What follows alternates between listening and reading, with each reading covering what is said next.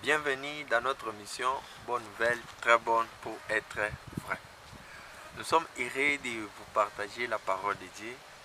Encore, nous continuons avec notre thème qui dit marcher selon l'esprit. C'est la 5e partie que nous sommes en train de continuer avec ça. Nous avons beaucoup parlé sur les émissions passées qu'on avait expliqué comment marcher selon l'esprit, c'est quoi marcher selon l'esprit, qui peut marcher selon l'esprit.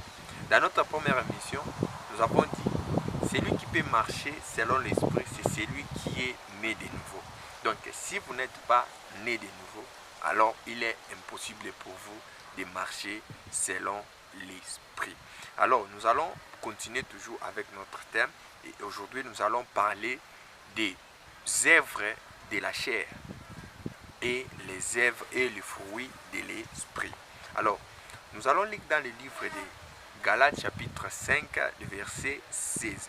C'est là où est la base de notre thème. La Bible nous dit ceci. J'ai dit donc, marchez selon l'esprit et vous n'accomplirez pas les désirs de la chair. Car la chair a des désirs contraires à ceux de l'esprit et l'esprit en a des contraires à ceux de la chair. Ils sont opposés entre eux, afin que vous ne fassiez point ce que vous voudriez. Amen. La Bible nous dit de marcher selon l'esprit et vous n'accomplirez pas les désirs de la chair. Donc, si vous voulez accomplir ce que Dieu vous dit, si vous voulez faire ce que Dieu vous a demandé, alors vous devez marcher selon l'esprit.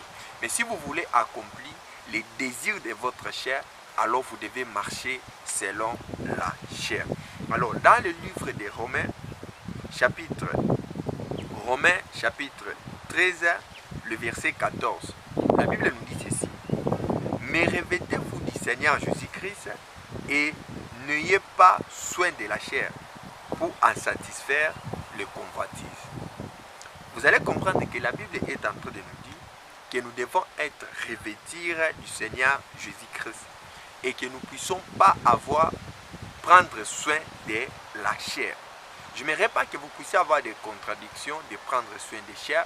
Lorsqu'on dit de ne pas prendre soin des chair, ce n'est pas que tu ne peux pas te laver, tu ne peux pas nourrir le corps, tu ne peux pas faire ceci, tu ne peux pas prendre soin de ton corps, non. Mais lorsqu'on nous parle de la chair, on est en train de nous parler, et si vous remarquez à la fin, on nous dit à satisfaire le convoitise. Donc on est en train de nous parler de la convoitise de la chair, des sentiments de la chair, que nous ne puissions pas avoir les désirs là de prendre soin de satisfaire notre chair. Et en comprenant les chapitres 17 de Galates 5, la Bible dit, car la chair a des désirs contraires à ceux de l'esprit, et l'esprit en a des contraires à ceux de la chair. Et revenons dans le contexte de Romains 13, 14, la Bible nous dit de ne pas satisfaire la chair et de ne pas satisfaire la convoitise de la chair. Donc, nous ne pouvons pas satisfaire la convoitise de notre chair, nous ne pouvons pas satisfaire notre chair en faisant seulement ce que notre chair est en train de nous dire. La Bible nous dit, les désirs de la chair est contraire à ceux de l'esprit. Donc, les désirs de l'esprit est contraire à ceux de la chair. Donc, ce que la chair veut, ce n'est pas ce que l'esprit veut. Remarquerez-vous, il y a des moments, lorsque vous êtes chrétien, il y a des moments où vous avez besoin de passer le temps avec le Seigneur. Vous avez besoin le temps peut-être de lire votre Bible, vous avez besoin le temps peut-être d'écouter la parole de Dieu, mais vous allez entendre à vous un désir qui est en train de vous amener soit d'aller distraire en jouant le football, en faisant les choses qui n'est pas de Dieu. Donc là, ce sont des oppositions qui viennent de la chair et de l'esprit. Donc les désirs de la chair ne sont pas de même avec les désirs de l'esprit. La raison pour laquelle dans Romains est en train de nous dire que nous devons revêtir du Seigneur Jésus-Christ et nous ne puissions pas avoir soin de la chair pour en satisfaire. Pourquoi? Parce que dans notre chair, nous avons des désirs qui sont contraires avec ceux de l'esprit. Donc, les désirs de la chair est contraire et différent avec les désirs de l'esprit. Ce que la chair veut, ce n'est pas ce que l'esprit fait. Alors la Bible nous dit de marcher selon l'esprit pour que vous ne puissiez pas accomplir les désirs de la chair. Quels sont les désirs de la chair?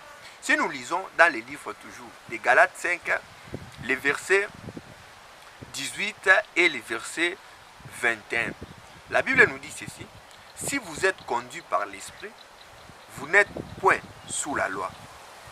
Or, les œuvres de la chair sont manifestes, ce sont l'impudicité, l'impureté, la dissolution, l'idolâtrie, la magie, les inimités, les querelles, la jalousie, les ammonicités, les disputes, les divisions, les sectes, envie, l'ivrognerie, les excès de table et les choses semblables. Je vous dis d'avance, comme je l'ai déjà dit, que ceux qui commettent de telles choses n'hériteront point le royaume de Dieu. Lorsque vous allez comprendre les œuvres de la chair, la Bible nous dit: or, les œuvres de la chair sont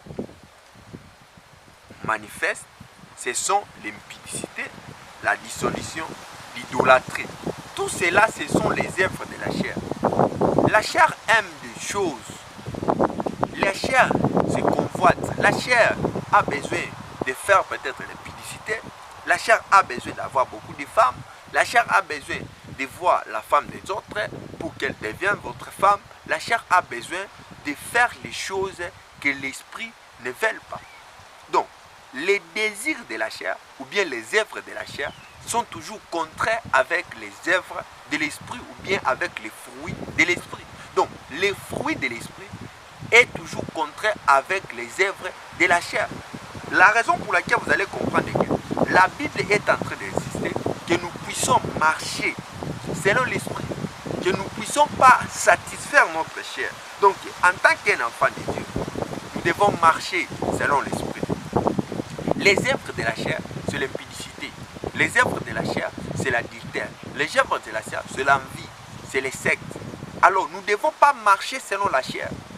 Si vous voulez beaucoup satisfaire votre chair, si vous voulez beaucoup satisfaire votre chair, alors vous n'allez pas marcher selon l'esprit parce que vous finirez toujours à marcher selon la chair. Or, la Bible nous dit de marcher selon l'esprit. Donc, en tant qu'un chrétien, en tant que les gens qui sont nés de nouveau, nous devons marcher selon l'esprit. Nous devons nous vocaliser en esprit. Nous devons utiliser les œuvres de l'esprit. Nous devons marcher selon l'esprit pour ne pas accomplir le désir de la chair. Donc, les désirs de la chair sont toujours contraires avec ceux de l'esprit. L'esprit avec la chair n'ont pas les mêmes désirs. Donc, les désirs de la chair en a toujours contraire avec ceux de l'esprit. Donc, le désir de l'esprit est toujours contraire avec le désir de la chair. Donc, ils ne se marchent pas ensemble. Ils sont contraires. Ils s'opposent. Donc, ce que l'esprit veut, comme je vous ai dit, ce que l'esprit veut, ce n'est pas ce que la chair va aimer. La chair aime beaucoup, peut-être prendre un peu de vin. La chair aime beaucoup manger, mais l'esprit aime beaucoup passer du temps avec le Père. L'esprit vous pousse d'aller prier. L'esprit vous pousse de se réunir dans une assemblée pour célébrer le nom de l'Éternel. L'esprit vous pousse d'aller lire votre Bible. L'esprit vous pousse d'aller aimer les autres. L'esprit vous pousse d'aller les exhorter. L'esprit vous pousse de faire de bonnes choses. Mais votre chair ne vous poussera pas de faire ce que l'esprit vous dit. Remarquerez-vous si quelqu'un vient et vous tape et vous avez, votre chair va vous dire quoi? Je sens la douleur. Est-ce que vous pouvez lui taper? Est-ce que vous pouvez retourner le mal par le mal? Mais si vous êtes en esprit, vous allez comprendre que votre esprit ne va pas vous pousser de lui taper encore. Non, mais votre esprit va vous pousser de lui pardonner si vous êtes né de nouveau. Donc, si vous êtes né de nouveau et que quelqu'un venait, il vous frappe, alors je ne crois pas que l'esprit de Dieu qui est en vous va vous dire que allez, insultez sa mère, insultez son père, insultez ses amis. Non. L'esprit du Seigneur qui est en vous va vous dire, ok, vous pouvez lui pardonner. Vous pouvez le pardonner parce que vous êtes né de nouveau. Mais que dirait votre chair? Votre chair va vous dire, non, je sens la douleur. Je me sens mal. je me sens mal, je ne suis pas à l'aise, j'ai la douleur dans mon corps. Alors, inciter cette personne ou bien agir selon la chair. Donc, bien aimé dans le Seigneur, nous allons continuer avec ce que nous sommes en train de dire. Nous allons continuer avec ça, avec le mission qui vient. Donc, marchez selon l'esprit. Marchez selon l'esprit. Ne cherchez pas à accomplir les désirs de votre chair. Ne satisfaites pas votre chair. La Bible nous dit de revêtez-vous le Seigneur. Revêtez le Christ en vous. Vous avez Christ dans votre esprit. Alors, notre âme doit revêtir Jésus. Notre corps doit revêtir Jésus. Nous devons revêtir Jésus dans notre corps. Revêtir Jésus, ça signifie revêtir ce que Jésus est en train de vous dire. Ce qui est dans votre esprit doit se manifester dans votre domaine physique. Donc, dans vos yeux, marchez comme Jésus a marché. Dans vos systèmes de marcher, dans vos systèmes de faire des choses. Faites les choses comme Christ a fait dans la chair. C'est ce que la Bible nous dit. Revêtez-vous le Seigneur. Dans votre esprit, Jésus est en vous. Vous avez Jésus qui est en vous. C'est Jésus qui a fait que vous soyez nés de nouveau dans votre esprit. Alors, votre âme a besoin de revêtir Jésus. Votre manière de penser, votre façon de regarder les choses doit être comme Jésus veut.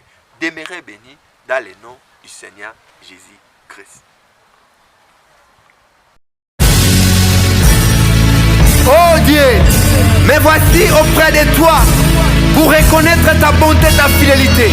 Tu es bon, tu es fidèle, tu as fait de grandes choses dans ma vie. Et je viens pour reconnaître ta bonté, ta fidélité. Naye, naye, naye.